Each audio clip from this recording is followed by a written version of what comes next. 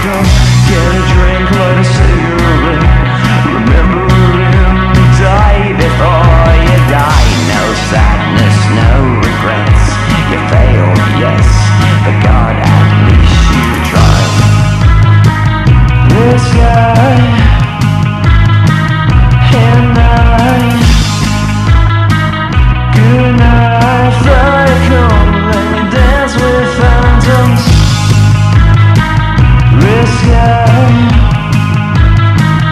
no time.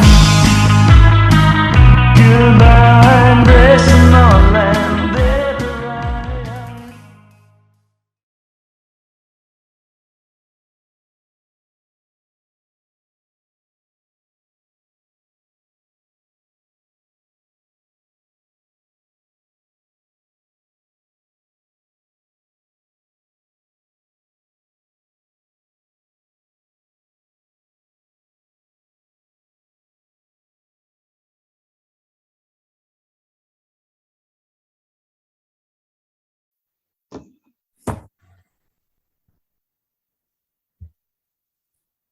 Hello, and I thank you for choosing the Rooster Show. This is Rooster Jones, and I have a band with us, Queen Eleanor's Cross.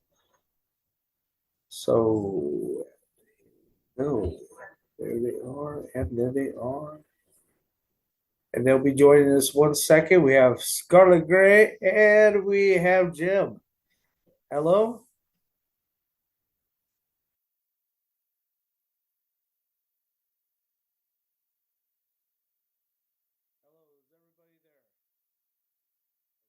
Christ, that was loud. Let me turn you Right now. Hello. Hello, Scarlet. How's it going, bud? Yeah, Jim. Hey, Jim, how you doing, buddy? Cheers. Boy. I'm nice all right. Wonderful.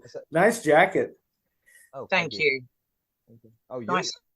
Yeah, isn't it? Thank you. I like it. Thank you. Pippin too. Well, welcome to the Rooster Show. I am Rooster, and today we have Scarlet Gray and Jim D, and this Queen's Eleanor's Cross. Okay, how did that name come across? Who's Queen Eleanor? Tell us about that, first of all. Should I tell this, Jim, or do you want to? I got it wrong last time, dude. So you got it wrong last time. Yes. Okay. So Eleanor of Castile was Henry II's first wife, I think. I think it's everything. I can't remember which king. Now, normally when royals marry, it's an arranged thing, and it's generally listen, it's for political reason. However, in the case of Eleanor and her husband, there was sort of a genuine love there. There's a very nice he used to bribe her handmaidens every Christmas just so he could spend the night with her and stuff like that. Anyway, when she died, procession, wherever it stopped, they built a monument to her, one of which is in our local area. So I pass it every day on the way to work and we're stuck. So yeah, that's the thing. Yeah.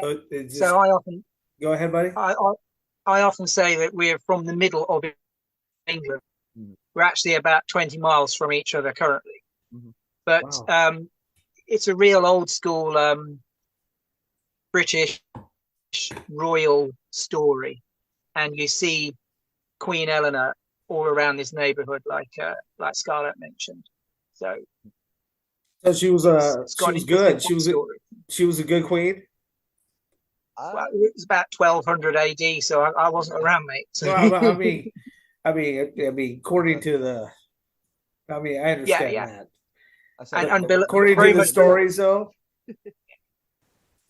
Yeah, I mean, the stories in general were that she was a dutiful wife and a wonderful queen. So it's just such a beautiful romantic story, and I think heck yeah, that's awesome. Got that slightly goth element of love and death kind of. I like it. Yeah, I like it too now. Now that I understand it a little bit better. So how did you guys come across meeting each other and forming this band? Oh, so God, this is a tale. So I left my old band Auxiliary Input in 2017, I think it was. It was a straightforward sort of political punk band, which I've got to be honest, I'm not big on pop. I have been. I always find it preachy, very, as the kids say, cringe. Yeah. Sort of tell people what to do and think. So it was never really a good fit for me anyway. So I left that. Around about 2019, I was writing music again just by myself. Originally, the band as it was founded was actually a four-member setup. We admittedly it was largely to circumvent COVID rules because we were all in the same bubble. And that went on for about a year. We released an early demo. It wasn't great, but there's some songs on there that I'm quite proud of. It's still available on our Bandcamp if anyone wants to go where it all began. Okay.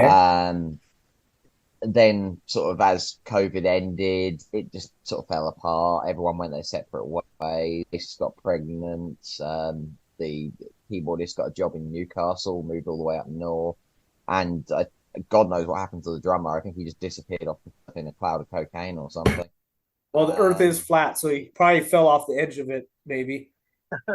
Yeah. I mean, considering the amount of substances, and I wouldn't be surprised. He probably flattened it himself.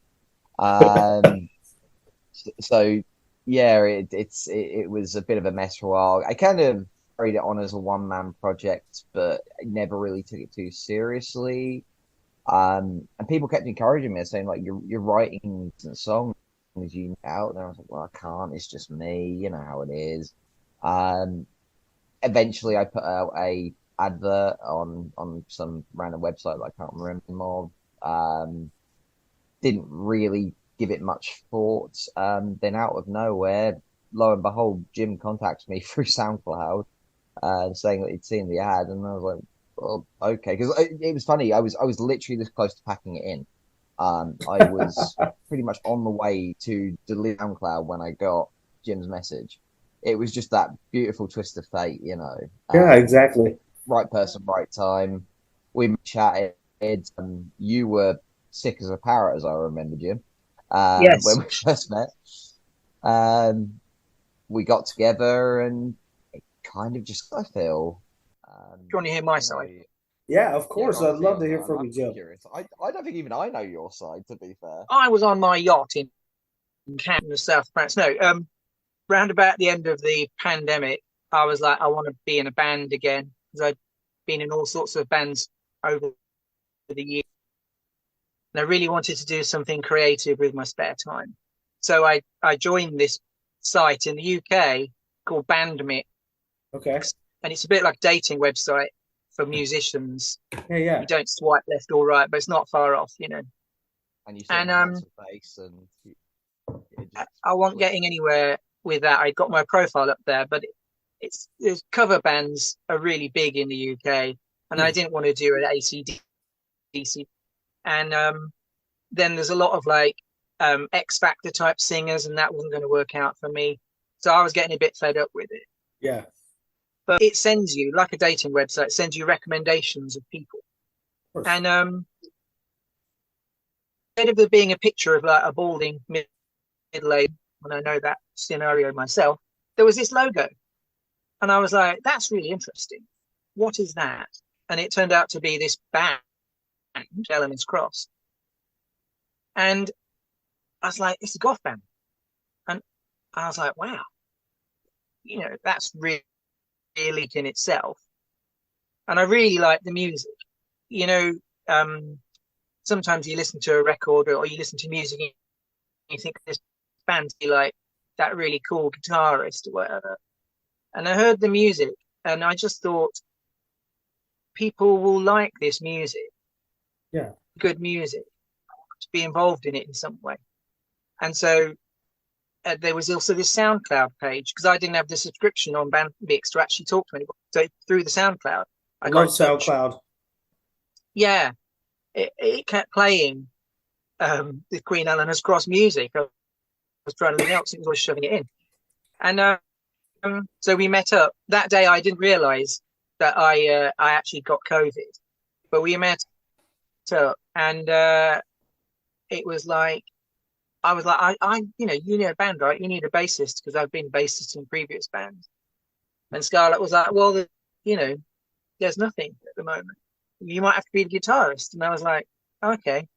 So we figured it out, but we sort of made plans that we would try and do music together. I wanted to be a part of what he was doing, and I thought it was really cool. Yeah. And that was like January. So that was it. It was the internet and sort of twist of fate. What kind of guitar do you play, by the way, Jim? I'll go. The actual make and model, or the sound, because they're both interesting. So interesting thing about this is that sonically, I come from a real heavy background, distortion. Yeah. And the songs, they need a lot more space. So I decided, I tried a few heavy things, but I was like, this isn't working, or the subtlety is lost.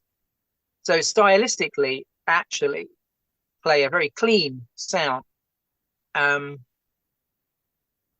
have a bit of, fuzz box on for solos and things like that, but the majority of it, I'm filling the space with a lot of arpeggiated stuff. And the sound setup is like chorus and delay. Yeah, of course. Yeah, definitely. And lots of arpeggiation. I think the thing that struck me is really good. I mean, actual model of guitar is well, Adam laughs at it after Scarlett. It's I got it for 15 quid from a small advert, and it's like a starter guitar, but it's really small. And it fits in my car. That's what struck me. Your tiny guitar to begin with. It was I got tiny guitar. Hey, it's not the size that matters, right, gentlemen? Ocean in the ocean. That's right. Yeah. But I'm also how well you can use not that it. Tall. Yeah, I look a bit tiny behind some guitars, whereas this is really small, so I look awesome, So. Don't worry, I can't laugh. I'm 5'3", so. Well, there you go. Well, we designed around. I was like, "How do you do the sound? How are you writing the songs?" And Scarlett was like, "I just use iTunes, And I was like, "Also, like goth bands, they're okay. They have drum machines, so we'll have that electronic sound." And then I use like a emulator pedal, so we're not worrying about amplifiers. Yeah.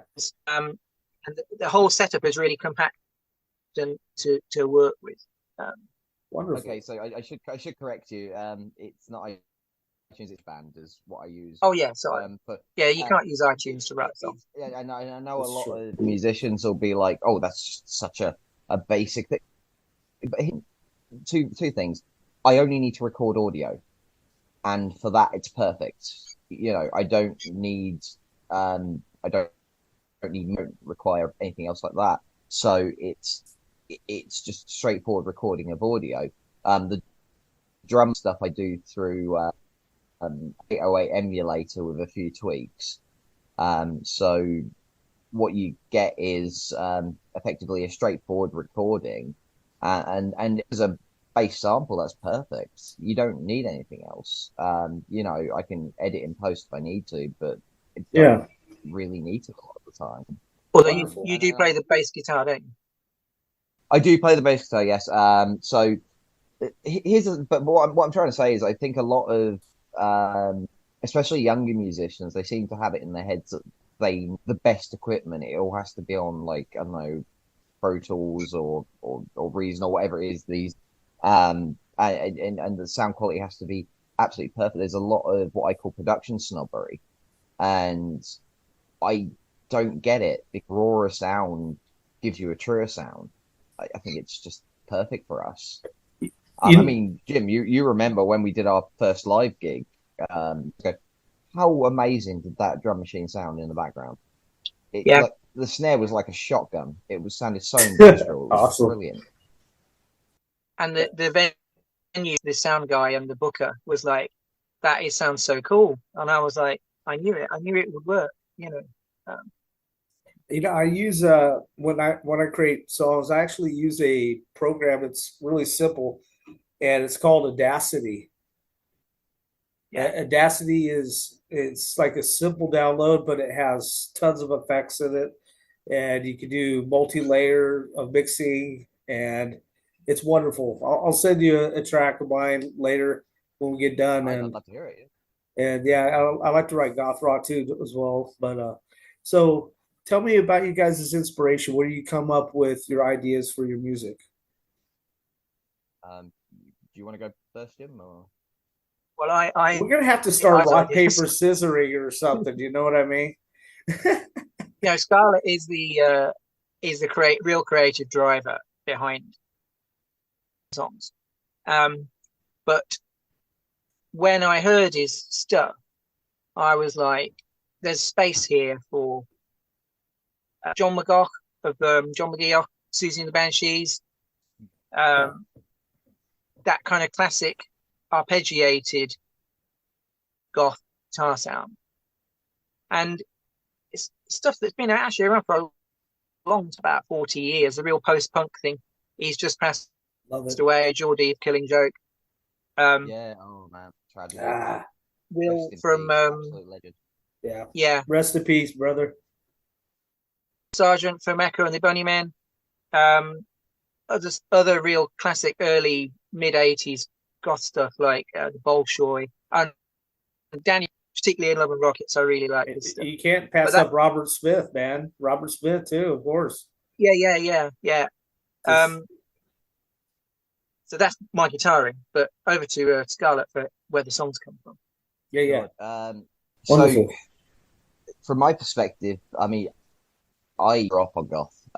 My parents were both first generation. I think the very first album I remember hearing as a child was the first chapter by The Mission. Was Yeah. God, first and last, no Sister Mercy, All About Eve, Scarlet and Other Stories, which is where the name comes from, by the way. If you're curious, it's a little tribute to my mum. Yay. It's not very rock and roll, is it? You know, love me, mum. Love mama. Hi, Love me, mom. mum. You know, if she's watching. Hey. Anyway, so yeah, so I've always had the influence around me, and as I've got older, that's just grown and grown. I mean, they say you go phases with music. I never really changed, even as a young child, and I sort of I like never had what I would call the pop phase Yeah. because and I don't mean that to sound high and mighty. I mean that by the time I was in school and I was listening to what my friends were listening to, I'd already heard such great music. It all sounded very bland to me. Yeah. So I could never get into it. So it's always been a thing. So, uh, but I suppose lyrically and writing wise, I just sort of, I kind of try to focus on, for example, I don't like to explicitly meaning to my songs. There is one exception in our live set, but that's mostly for comedic effect. But I don't like to explicitly state this is what this song is about. I like people to interpret. So, and I think this is one of the biggest bugbears with me about a lot of modern musicians. I find them very on the nose. If Yeah. that makes any sense. Yeah, it does. With me, I like to keep it sort of vague so that people with their own interpretation, because art, it's supposed to be interpreted. It's supposed to mean different things to different people. So People interpret it different. Yeah. I get you. Yeah, I mean, I'll take influence from everyone. And I think one of the things that sort of struck me about, especially the modern gothic rock and post punk scene, is everyone was trying to be Joy Division. It's so true. And that's not a criticism. No. That's not a criticism. Or sisters. Yeah, either one. Or sisters, yeah. They were a very important band, and they had they had a place. And I understand why I'm so influential, but post punk alone is such a wide and varied thing You know, you could look at bands like X-Ray Specs. You can look at like God, Christ, I'd even go as far as to say sort of mid-80s Blondie. You Oh, know, love it. in fact, yeah, no. So you know, there is that little. It doesn't always have to be that sort of straightforward drone. There are sort of more upbeat post-punk songs. You know, the Exactly. B-52s are one of the most underrated post-punk bands of our time, in my opinion. They don't nearly the recognition they deserve because people sort of see them as that campy pop band. What band was that again? The B-52s, Oh yeah, I like the B-52s a lot. Private Idaho, man. brilliant. I Private Idaho, Planet Claire. You know, love Rock Lobster is freaking so awesome. I love it. that is a great guitar riff. That is a Cosmic great Thing was a guitar riff. great album. It was. It was. Hey, Smashing. "Give Me Back My Man" is one of my favorite songs. So you know. I tell you as well. I don't know if you know this Yeah, artist, Jim. Rooster. What's up? But a thing that we built on earlier on when we met was Kim Wilde. Do you know Oh, Kim Wilde? I like him. Yeah, I yeah, like Kim him. Wilde. Yes. She's a big girl in the 80s here. Yeah. But it's a weird setup because her father was a famous rock and roll guy in Britain Oh, in the 80s. And then her brother was actually like a musical director. And he'd always got this punky driving, this post-punk thing going on in the music. And you wouldn't necessarily spot it, but like by called Water on Glass. And it's got this twangy guitar riff in it. It yeah. sounds like the Cramps or something. No, it doesn't Okay. sound like the Cramps. I get That you. that vibe of the Yeah. of Dwayne Eddy through post punk with all the potential of like modern music, and that's we have got a very eclectic taste, Scarlett and I. You know, Yeah, and I don't think that's a bad thing. You know, I openly It's admit to great. my laptop. I do. It's a guilty pleasure. To the point that I've probably seen far too many of these people live, especially Toya, who dearly. So yeah, it's I would say one of the things as well because the songs are on the SoundCloud page that I was listening to before I met Scarlett. Okay. So the things I was like, do I want to work with this guy? And it didn't sound like the Sisters of Mercy or the Mission or something. It sounded like a lost band from the classic. So it wasn't someone trying to sound like Joy Division. You could hear that it was of a style, but it was like tuning into this whatever frequency it is that this music is about. And I was like, one of the things was and sing like that and get up on stage and sing like that, half the battle is over. Doesn't matter if I just go dong because he's got this real proper voice doing it all. You know, and I can attest, having played live with, it works. You know, That's wonderful. What are you guys' funny, favorite actually. tracks that you get a kick out of playing every time? Oh, Perfect Freak. Like something that gives you a chill up your spine every time you play it. Perfect Freak for me is it's an anthem. You know, it's possibly it's a very me song when I wrote it. I think I've always kind of loved that. Also, I admit one that's really growing on me, and we haven't put this out yet. It should be a second EP when that comes out next year. Is SOS. Okay. It's a bit of a sort of a deeper, more. How would you describe it, Jim? Would you say more sort of melodic poppier song, or Well, it's got um, it's got this. Well, it's got all the things I like with it. So it's got a really good to play about with the guitar, but it's very dark lyrically. But it's real. Sorry for swearing. It's got a good beat, as we'd say. Wonderful. But I just there's some light and shade on. Because there's a sort of main part to the song, and then there's a middle part. Well, you'll have to hear it. It's coming up on EP Succession, which we're going to record soon. Wonderful, wonderful, wonderful. So, have you ever collaborated with anybody else? Any other bands? Yeah. Not yet. I mean, do you mean individually or as? Yeah, I mean, with individuals, or has it just been you two? Oh, it's always been us two since we got together, pretty much. Wonderful. Okay. We to be fair, we've only really been going for about 11 months now. So Yeah, it's a young relationship. We met really early on at the Maybury thing, and I was really ill, so I couldn't meet Scarlett. Then after that, I was like, I'd met the dude. And I remember I was coughing, and he stuck his hand out to shake hands at the end of the meeting. And I was like, "Don't want to shake my hand. I don't feel very well." And so it was like another month before we could actually meet up. But it came together very quickly. It did come together very quickly. I think we had the set ready by the end of what? Yeah. And I was like, look, we don't need to worry about getting an extra personality in. Let's just figure out if we like Word first of all, because we'd already got this very solid rhythmic thing going on with the drum programming and then Scarlett's bass line. And I was like, like all this business about trying to be in a band and get people to turn up at the same time and stuff. It's like it just makes it so much simpler when there's only two people.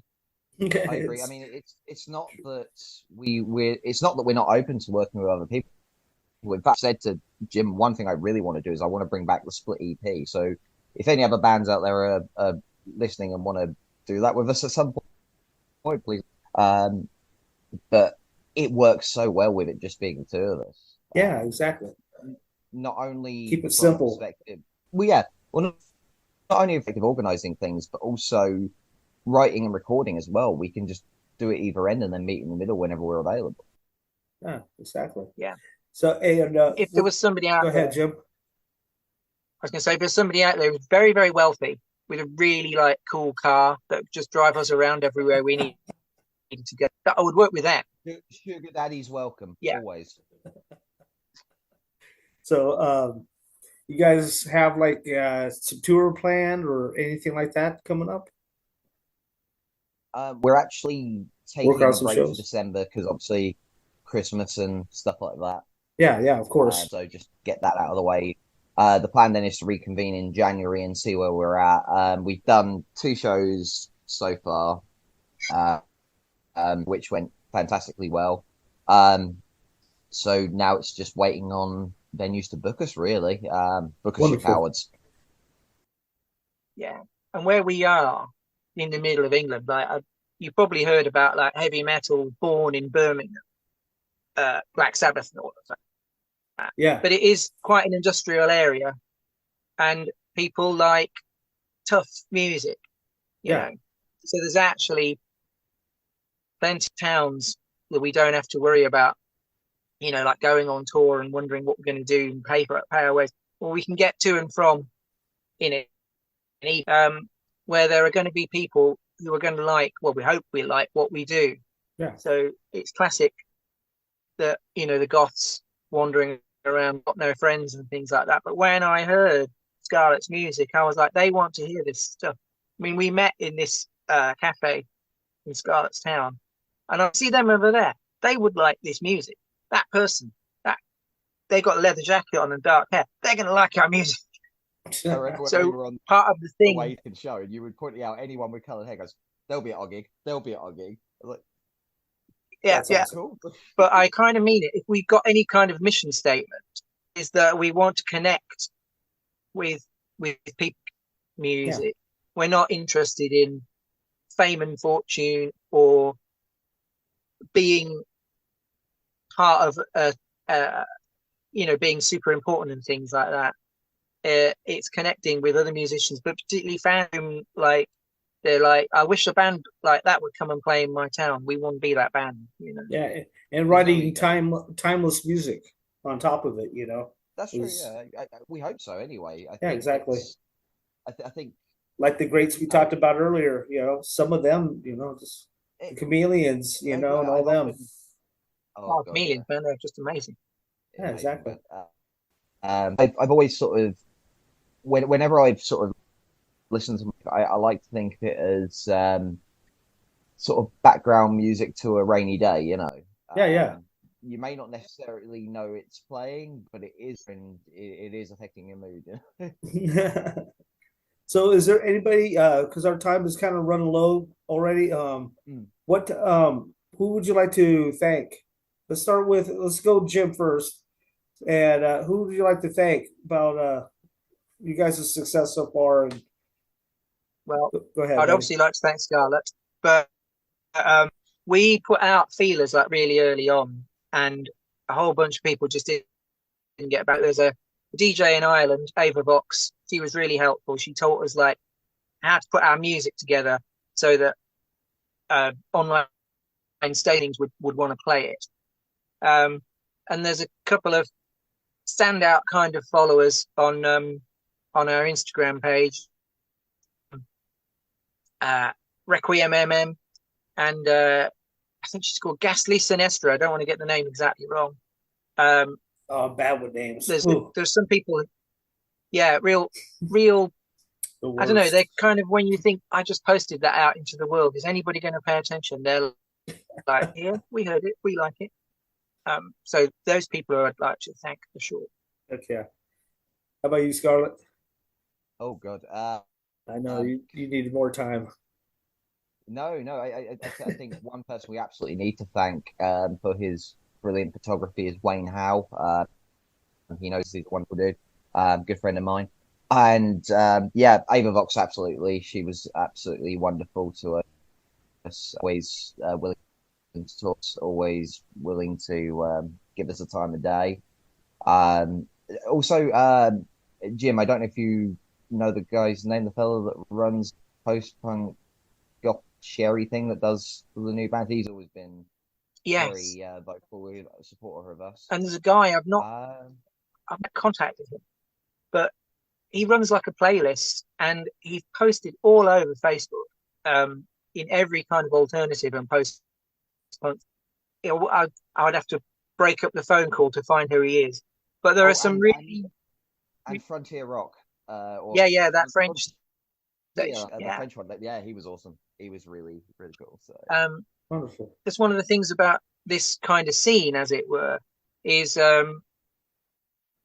are passionate about sharing things.